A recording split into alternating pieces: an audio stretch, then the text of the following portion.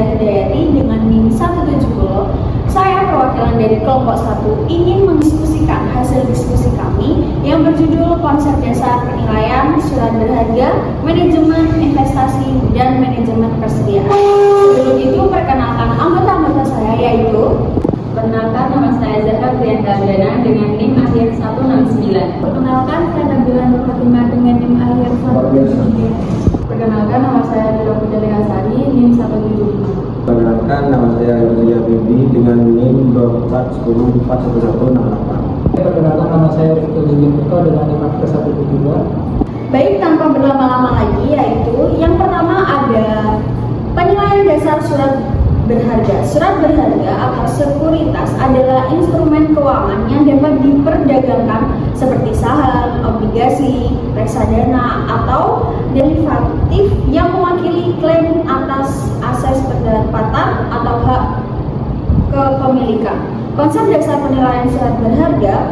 Penilaian surat berharga mencakup estimasi nilai wajar atau fair value berdasarkan ekspektasi arus kas masa depan, resiko, dan kondisi pasar. Konsep kunci meliputi yaitu yang pertama nilai intrinsik versus nilai pasar, yang kedua prinsip diskonto, yang ketiga resiko dan return, dan yang terakhir yaitu pendekatan utang. Di sini saya akan menjelaskan tentang metode penilaian untuk berbagai jenis surat berharga. Yang pertama adalah saham atau equity security, di mana model dividend discounted model atau DDM, terus price earning ratio atau PE, arus kas bebas ke ekuitas.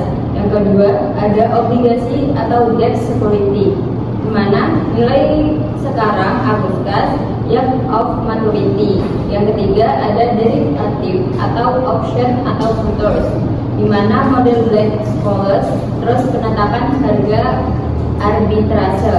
Terus yang keempat ada reksadana atau ETF, di mana nilai aktivasi atau NAV. Manajemen investasi, di mana manajemen investasi sendiri adalah proses perencanaan, pengelolaan, dan pengawasan portofolio investasi untuk mencapai tujuan keuangan tertentu seperti pertumbuhan kekayaan, pendapatan, atau perlindungan modal. Konsep dasar manajemen investasi yang pertama ada tujuan investasi, resiko vs returns, yang kedua, yang ketiga ada diversifikasi, yang keempat ada alokasi aset, yang kelima efisiensi pasar. Materi selanjutnya saya akan menjelaskan proses manajemen investasi. Manajemen investasi mengikuti siklus yang sistematis. Yang pertama, perencanaan dan penilaian kebutuhan. Yang kedua, analisis dan seleksi aset. Dan yang ketiga, implementasi portofolio. Keempat, monitoring dan evaluasi. Dan kelima, pengaturan dan pelaporan. Dan selanjutnya, jenis dan strategi manajemen investasi. Ada tiga. Yang pertama, aktif versus pasif. Yang kedua, berdasarkan entitas. Yang ketiga, strategi utama.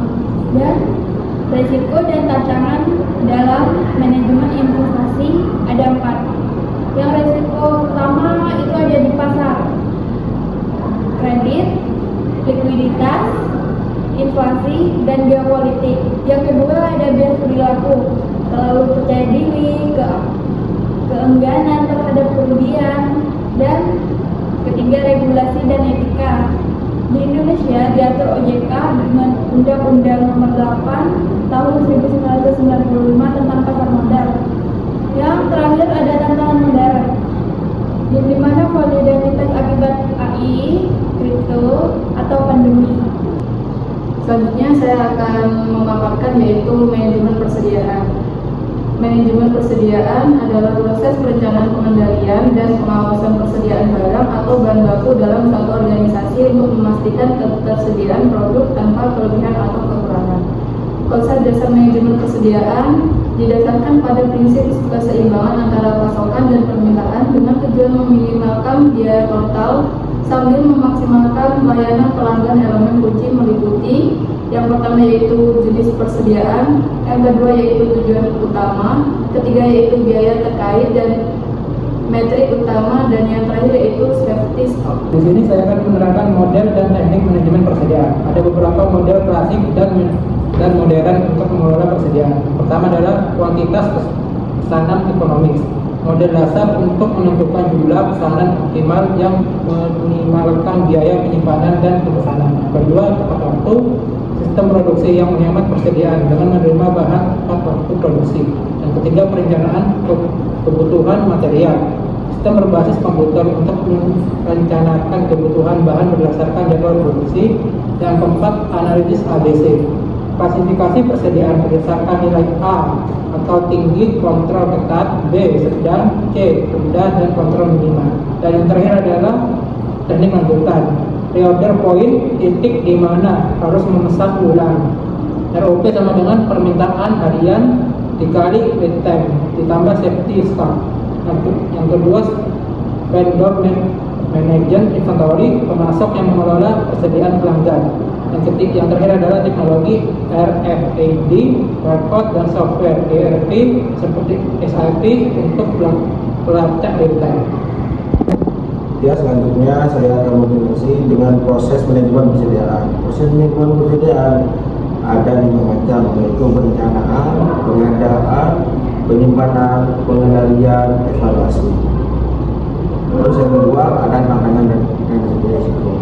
Tantangannya meningkatkan biaya penyimpanan dan risiko kerusakan atau mode. Terus yang kedua understocking. Stock out menyebabkan kehilangan pelanggan. Yang ketiga, variabilitas permintaan tidak stabil atau musiman, lead time yang panjang. Terus yang keempat, faktor eksternal, inflasi, gangguan rantai pasokan sampai pandemi atau regulasi. Dan yang terakhir, solusi diverifikasi pemasok, lindungan nilai dengan kontrak dan menggunakan AI untuk perkiraan yang akurat. Sekian dari kawan kami. Wassalamualaikum warahmatullahi wabarakatuh.